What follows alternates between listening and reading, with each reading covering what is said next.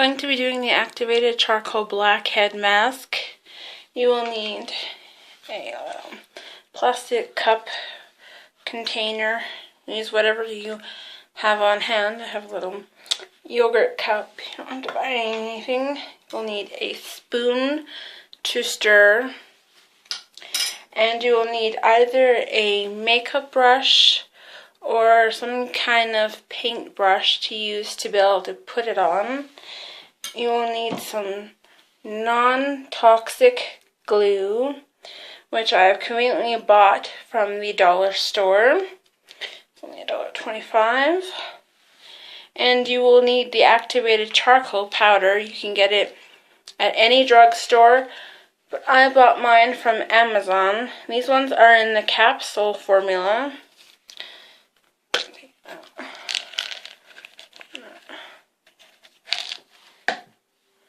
And this is what they look like. That, as you can see, you will take it and you'll pop them open into your little container. I think we are going to start out with 2 of the capsules to start with to see how well it works.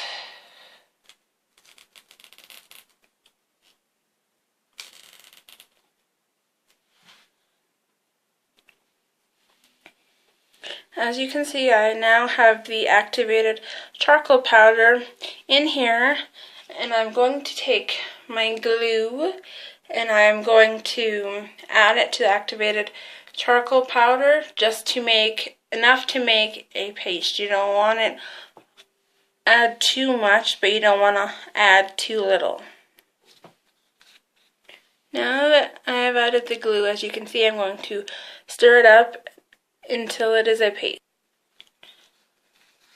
Now that I've mixed it, this is exactly what it should look like. Little paste. Like so. And then you are going to take your makeup brush or your cheap little paintbrush and apply the mixture to your face. And if you have piercings like I do on your nose, you want to be careful to avoid them. You want to try and make a nice, even, thin layer.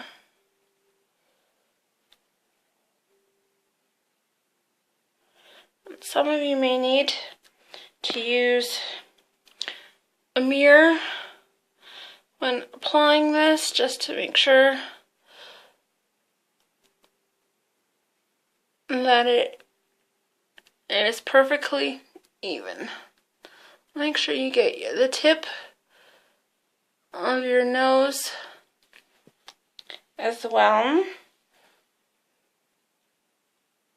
You could do this all over your face if you wanted, but you do not have to. For me, my problem area is mainly my nose, where I see clogged pores.